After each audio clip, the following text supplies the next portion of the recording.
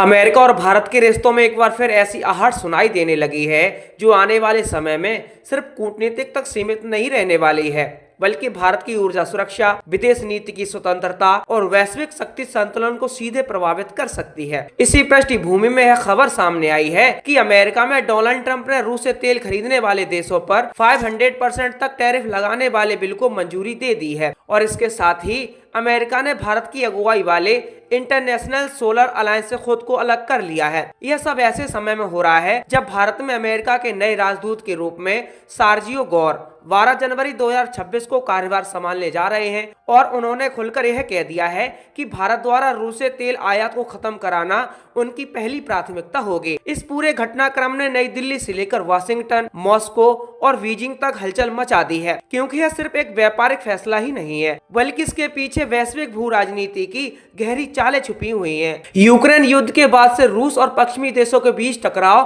किसी से छुपा नहीं है। अमेरिका और यूरोपीय देशों ने रूस पर अभूतपूर्व आर्थिक प्रतिबंध लगाए, बैंकिंग सिस्टम को लेकर ऊर्जा सेक्टर तक उसे अलग थलग करने की कोशिश की, लेकिन इस पूरे खेल में भारत, चीन और कुछ अन्य देशों ने अपने राष्ट्रीय हितों को प्राथमिकता देते हुए रूस से तेल और गैस खरीद जारी रखी। भारत के लिए फैसला पूरी तरह व्यवहारिक था। एक तरफ कच्चे तेल की कीमतें आसमान छू रही थी, दूसरी तरफ रूस भारी छूट पर तेल बेच रहा था। भारत ने इस अवसर को अपनी ऊर्जा सुरक्षा मजबूत करने और घरेलू महंगाई को काबू में रखने के लिए इस्तेमाल किया। यही वजह है कि बीते वर्षों में रूस भारत का सबसे बड़ा तेल आपूर्तिकर्ता बनकर उभरा। अब अमेरिका का 500% टैरिफ वाला कदम सीधे तौर पर इसी नीति को निशाना बनाता है। इसका मतलब साफ है कि अगर कोई देश रूस से तेल खरीदता है तो उसके निर्यात पर अमेरिका बेहद भारी शुल्क लगा सकता है। यह टैरिफ इतना अधिक है कि किसी भी देश के लिए अमेरिकी बाजार में व्यापार करना लगभग असंभव हो जाएगा। इस कदम का उद्देश्य रूस को आर्थिक रूप से कमजोर करना बताया जा रहा है, लेकिन असल में है उन देशों पर दबाव डालने की रणनीति है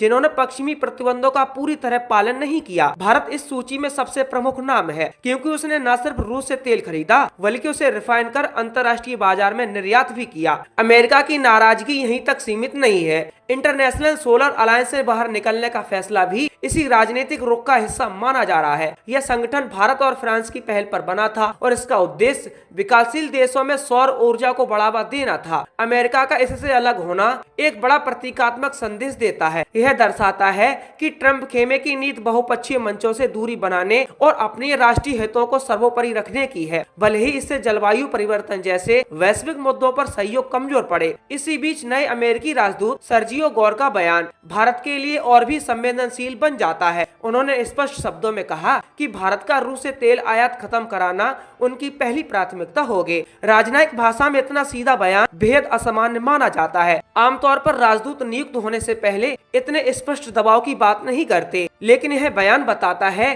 कि अमेरिका इस मुद्दे पर किसी भी तरह का समझौता करने के मूड में नहीं है। भारत के लिए यह स्थिति आसान नहीं है। एक तरफ अमेरिका भारत का रणनीतिक साझेदार है। इंडो पैसिफिक क्षेत्र में चीन के बढ़ते प्रभाव को संतुलित करने के लिए क्वाड जैसे मंचों पर भारत और अमेरिका कंधे से कंधा मिलाकर खड़े हैं। रक्षा क्षेत्र में भी दोनों देशों के बीच सहयोग लगातार बढ़ा है। आधुनिक हथियार, सैन्य अभ्यास और तकनीकी साझेदारी इसका उदाहरण है। दूसरी तरफ रूस भारत का पुराना और भरोसेमंद साझेदार रहा है। रक्षा आपूर्ति से लेकर परमाणु ऊर्जा तक रूस की भूमिका भारत के लिए अहम रही है। ऐसे में भारत किसी एक खेमे में पूरी तरह जाने से बचता रहा है। रूसी तेल का मुद्दा सिर्फ कूटनीतिक नहीं बल्कि घरेलू आर्थिक स्थिरता से भी जुड़ा है।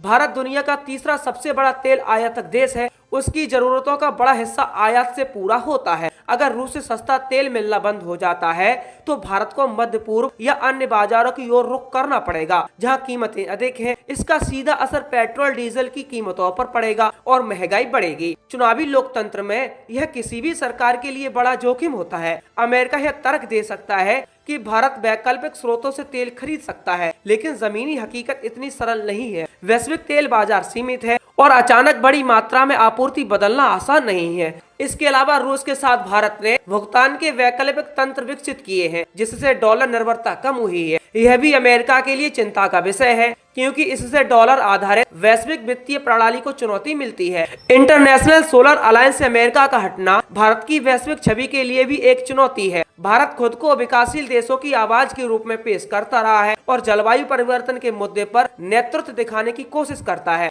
अमेरिका का इससे अलग होना इस प्रयास को कमजोर कर सकता है, लेकिन साथ ही यह भारत को यह अवसर भी देता है कि वह यूरोप, अफ्रीका और एशिया के देशों के साथ इस मंच को और मजबूत करे। इस पूरे घटनाक्रम में चीन की भूमिका भी नजरअंदाज नहीं की जा सकती। चीन भी रूस से बड़े पैमाने पर तेल और गैस खरीद रहा है। अगर अमेरिका का दबाव भारत पर बढ़ता है तो यह बीजिंग के लिए भी रणनीतिक अवसर बन सकता है। चीन पहले से ही वैश्विक दक्षिण में अपनी पकड़ मजबूत करने में लगा है। भारत अगर अमेरिका के साथ टकराव की स्थिति में आता है तो यह क्षेत्रीय संतुलन को प्रभावित कर सकता है। भारत की विदेशी नीति की सबसे बड़ी ताकत उसकी रणनीतिक स्वायत्तता रही है। आजादी के बाद से भारत ने कभी भी किसी एक शक्ति गुट में पूरी तरह शामिल होने से परहेज किया है। शीत युद्ध के दौरान गुट निरपेक्ष आंदोलन इसका उदाहरण रहा था। आज की दुनिया में भी भारत उसी सिद्धांत को नए रूप में अपनाने की कोशिश कर रहा है। वह अमेरिका के साथ साझेदारी भी चाहता है और रूस के साथ संबंध भी बनाए रखना चाहता है। यही संतुलन भारत को वैश्विक मंच पर अलग पहचान देता है।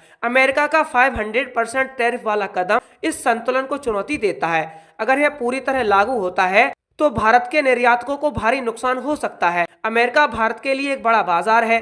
आईटी, फार्मा, टेक्सटाइल और इंजीनियरिंग उत्पादों का बड़ा हिस्सा वहां जाता है। ऐसे में टैरिफ का असर सिर्फ सरकारी नीति तक सीमित नहीं रहेगा, बल्कि लाखों नौकरियों और उद्योग पर पड़ेगा। भारत के पास विकल्प क्या है? यह सवाल अब सबसे अहम हो गया। एक विकल्प यह है कि भारत अमेरिका के साथ बातचीत कर कुछ छूट या समय सीमा हासिल करने की कोशिश करे। अतीत में भी भारत ने प्रतिबंधों के दौर में ऐसे रास्ते निकाले हैं। दूसरा विकल्प यह है कि भारत धीरे धीरे तेल आपूर्ति में विविधता लाए, लेकिन यह एक लंबी प्रक्रिया है और तुरंत संभव नहीं है। तीसरा और सबसे महत्वपूर्ण विकल्प यह है कि भारत अपने राष्ट्रीय हितों को स्पष्ट रूप से सामने रखे और किसी भी दबाव में झुकने से इनकार करे। नए अमेरिकी राजदूत की भूमिका इस पूरे खेल में निर्णायक होगी। अगर वह सिर्फ दबाव की नीति अपनाते हैं तो भारत अमेरिका रिश्तों में तनाव बढ़ सकता है, लेकिन अगर वह संवाद और समझौते का रास्ता चुनते हैं तो दोनों देशों के बीच संतुलन कायम रह सकता है। भारत के लिए यह भी जरूरी होगा कि वह घरेलू स्तर पर इस मुद्दे को सही तरीके से समझाए, ताकि जनता को यह साफ संदेश मिले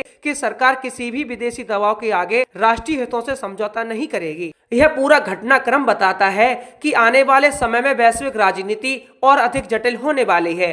ऊर्जा, जलवायु, व्यापार और सुरक्षा, ये सभी मुद्दे एक दूसरे से गहराई से जुड़े हुए हैं। रूस यूक्रेन युद्ध ने दुनिया को यह दिखा दिया है कि एक क्षेत्रीय संघर्ष भी वैश्विक अर्थव्यवस्था को हिला सकता है। ऐसे में भारत जैसे देशों की भूमिका और भी महत्वपूर्ण हो जाती है, जो अपने फैसलों से न सिर्फ अपने भविष्य को बल्कि वैश्विक संतुलन को भी प्रभावित करते हैं। दोस्तों, यह सवाल सिर्फ इतना नहीं है कि भारत रूस से तेल खरीदे या नहीं। असल सवाल ये है कि भारत अपनी विदेश नीति के फैसले खुद ले पाएगा या उसे बड़े देशों के दबाव में झुकना पड़ेगा। अब तक भारत ने यह साबित किया है कि वह अपने हितों को समझाता है और उन्हें प्राथमिकता देता है। आने वाले महीनों में यह देखना दिलचस्प होगा कि 500% टैरिफ का यह खतरा, नए अमेरिकी राजदूत का दबाव और वैश्विक राजनीति की बदलती तस्वीर भारत को किस दिशा में ले जाती है। एक बात तो तय है कि यह मुद्दा सिर्फ कूटनीतिक नहीं, बल्कि भारत की आर्थिक और रणनीतिक आत्मनिर्भरता की परीक्षा भी है।